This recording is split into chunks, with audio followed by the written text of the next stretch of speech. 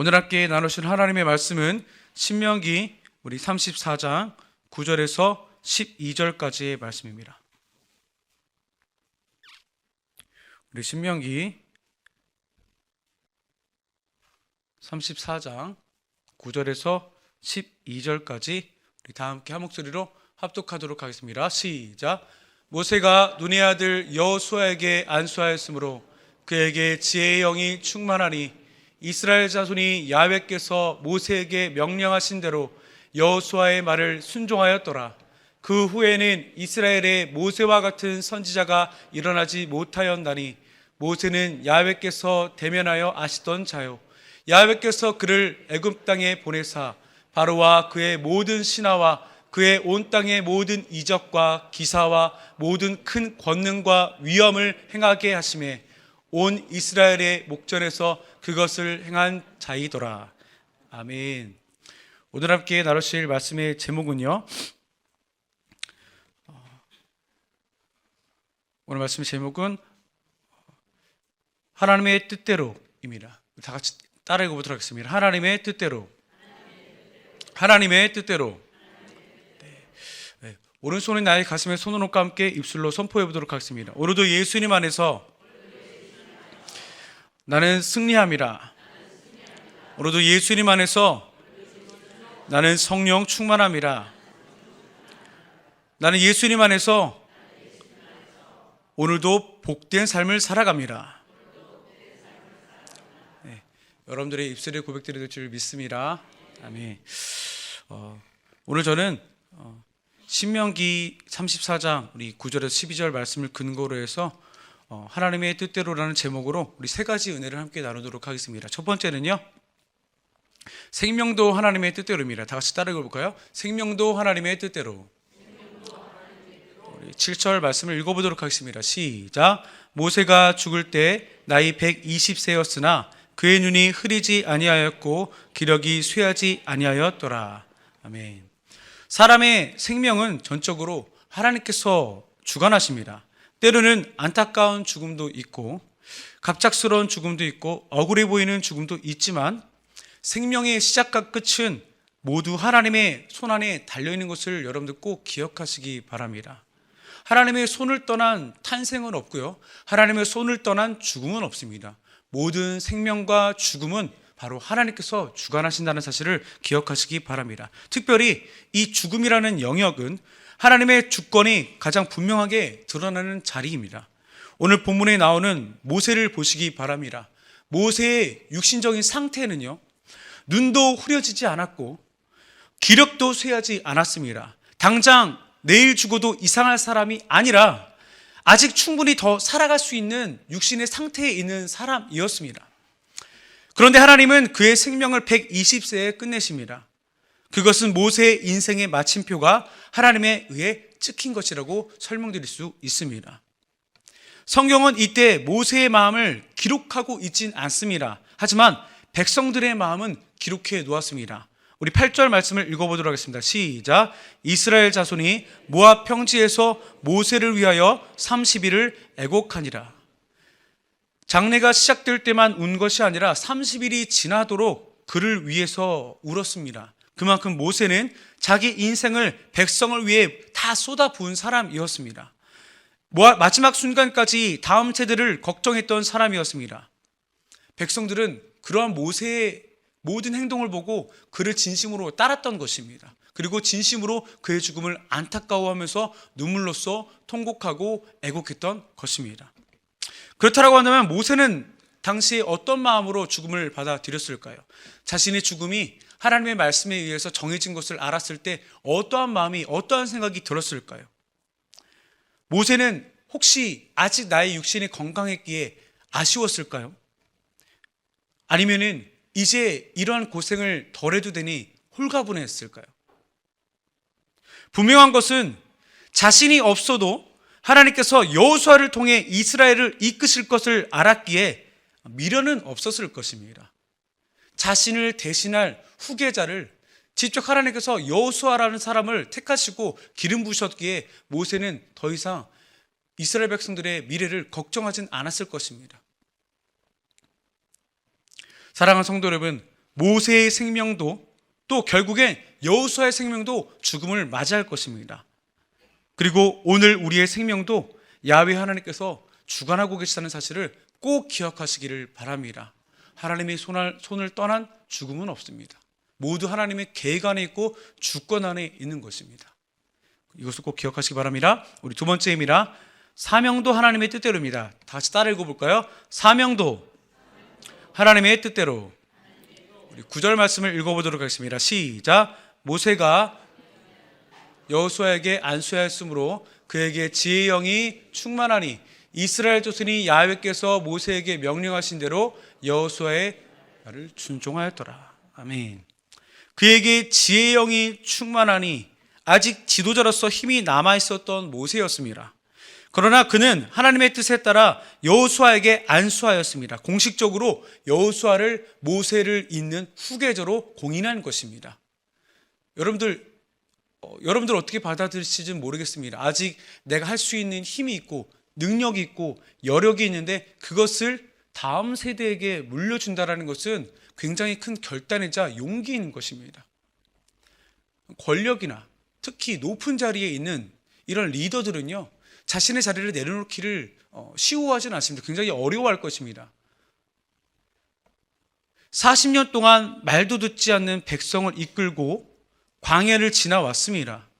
광야에서 수많은 목숨의 위협 가운데에서 하나님께서 모세를 통하여서 이스라엘 백성들을 구원하셨습니다. 모세는요, 그 모든 시간들을 백성들과 함께 했고, 이제는요, 마침내 광야를 지나 가나안 땅 맞은편에 여리고 맞은편 이 비스가 산에 올라왔던 것입니다. 하나님께서는 그에게 길르앗 온 땅을 보게 하십니다. 12지파가 차지할 땅을 모세의 두 눈으로 직접 보게 하십니다. 그리고 말씀하십니다. 이 땅은 아브라함과 이삭과 야곱에게 맹세하여 주리라 한 땅이다. 그런데 이어지는 말씀이 이것입니다. 그러나 너는 들어가지 못할 것이다. 이제 약속의 땅이 코앞이에요. 조금만 더 가면 자신의 조상들 대대로 약속받았던 말씀이 성취되는 순간이 바로 코앞에 있습니다. 얼마나 심장이 두근두근거리고 떨렸겠습니까? 기대가 됐습니까? 기대가 됐겠습니까?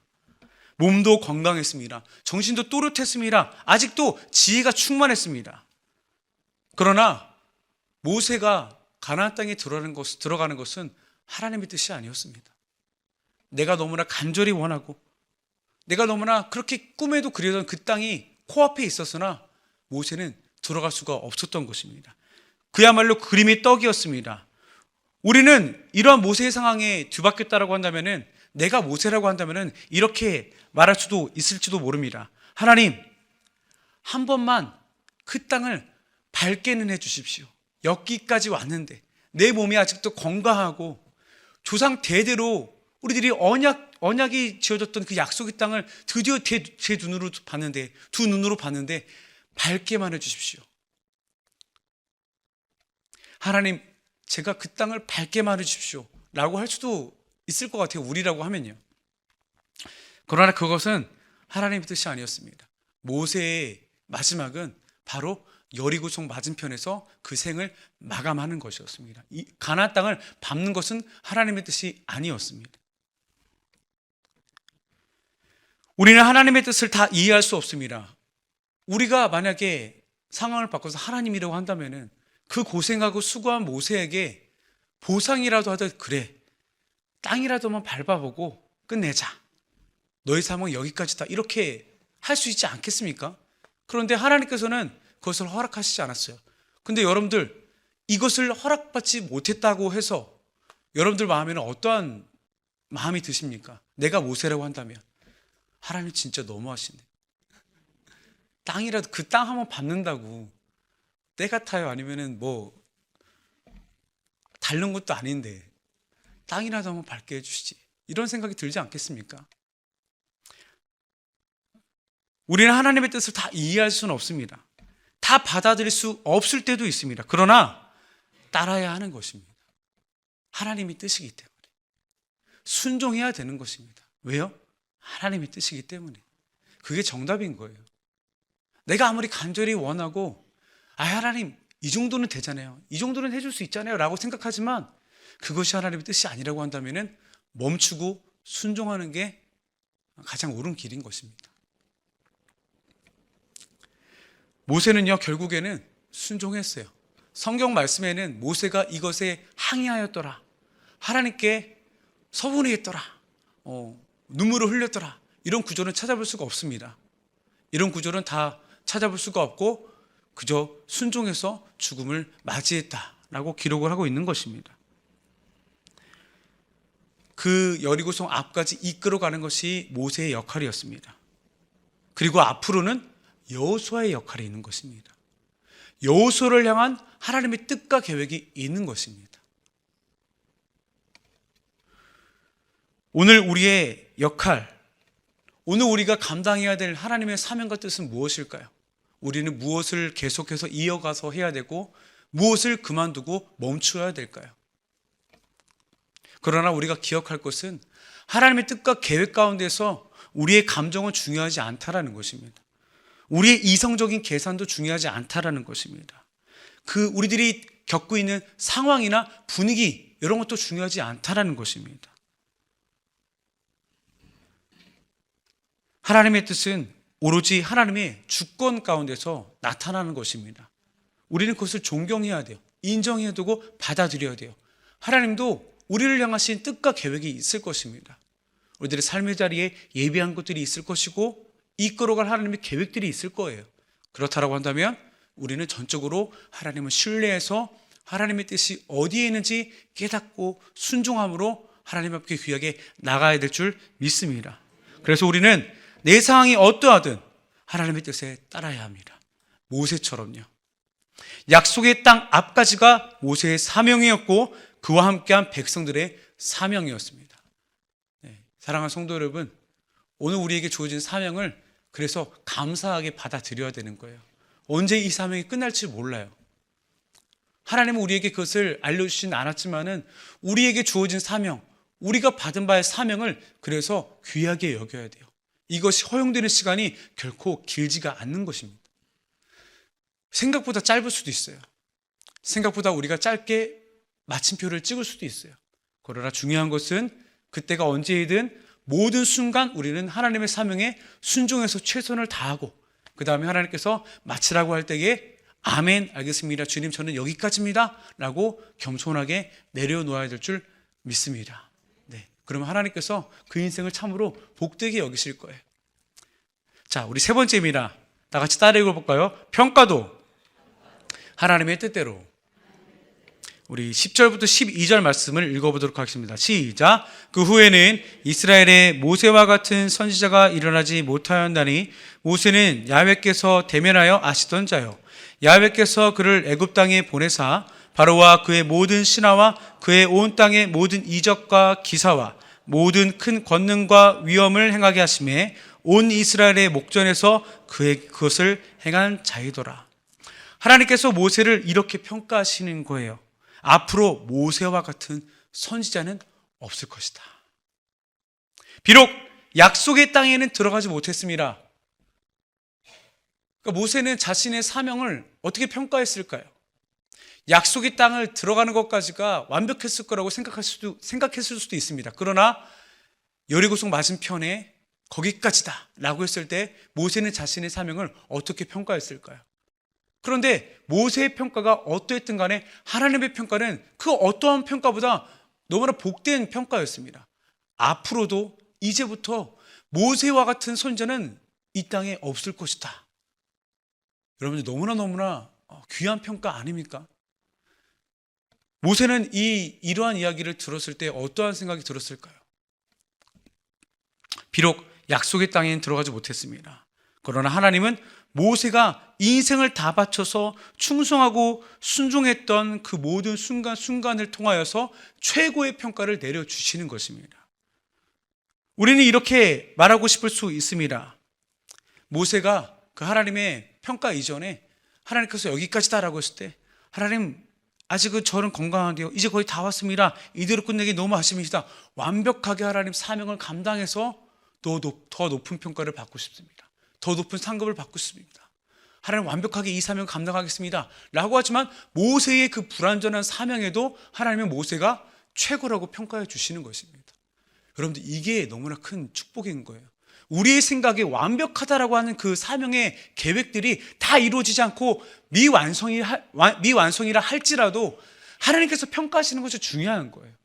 우리가 다 마침표를 우리 스스로 딱 끝내지 않더라도 하나님께서 그것을 통해서 그래, 너는 거기까지지만 내가 너를 사용함에 있어서 너는 최고였어 라고 평가하시면 얼마나 그게 큰 복입니까?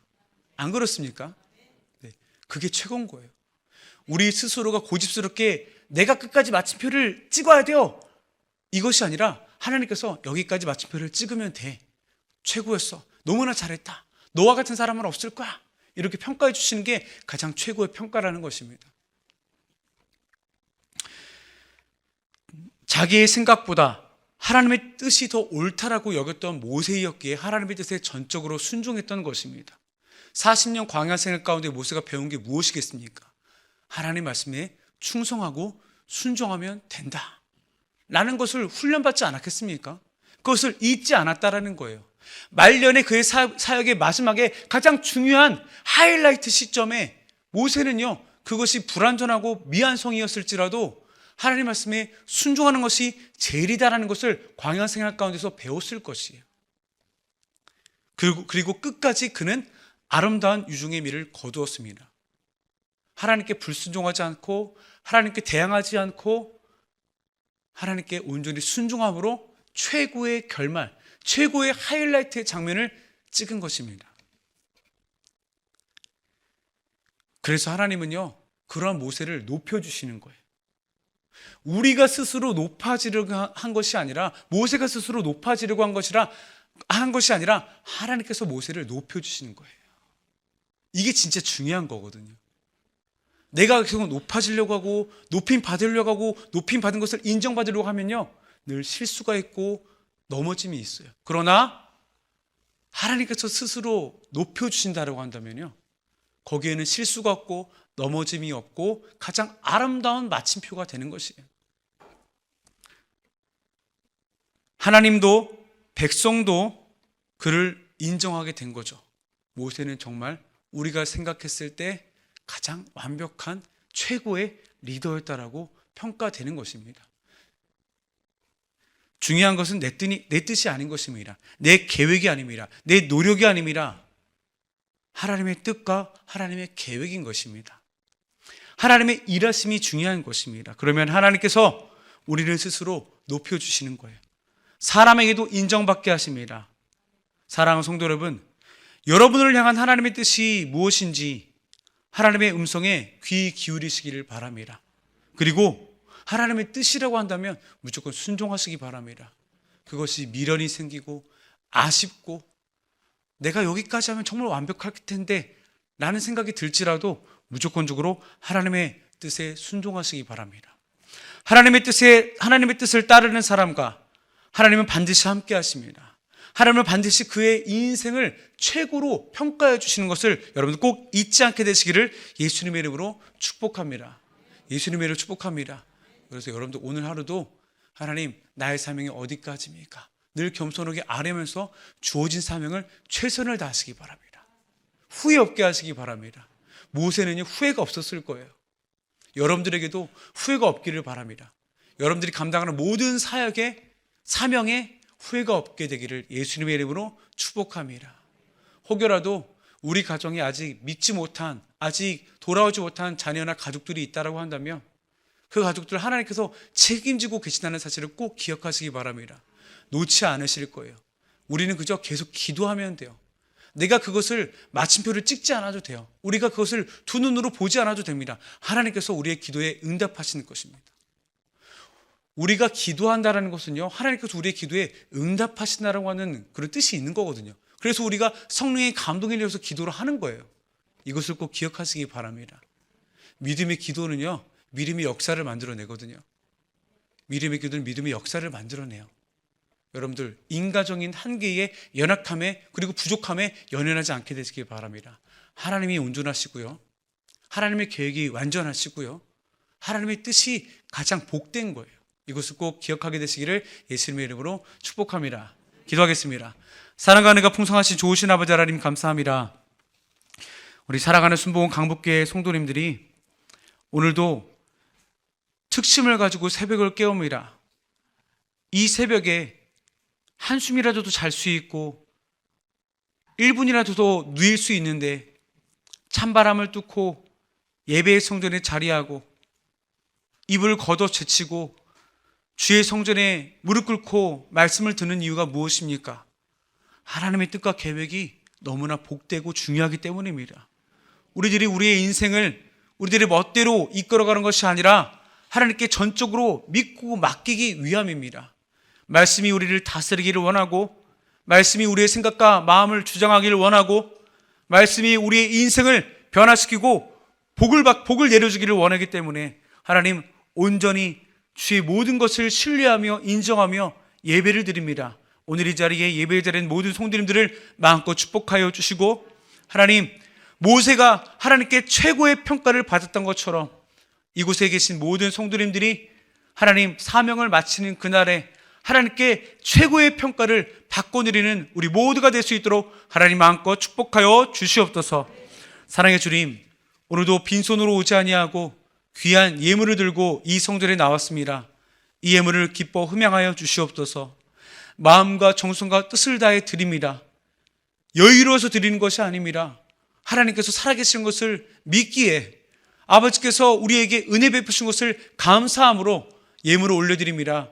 이 예물을 기뻐 흠양하여 주시고 하나님 나라와 복음 전파와 선교 구제하는 귀한 사명에 귀하게 쓰임받을 수 있도록 이 재정을 주장하여 주시옵소서. 특별히 드린 손길들 나누어주고 베풀어주고 꾸어줄 수 있도록 하나님의 공급하심과 채워주심을 날마다 경험케 하여 주시옵소서. 그래서 복된 인생으로서 부족함 없이 마음껏 나누어주며 살아갈 수 있도록 하나님 복된 우리 성도님들을 마음껏 축복하여 주시옵소서.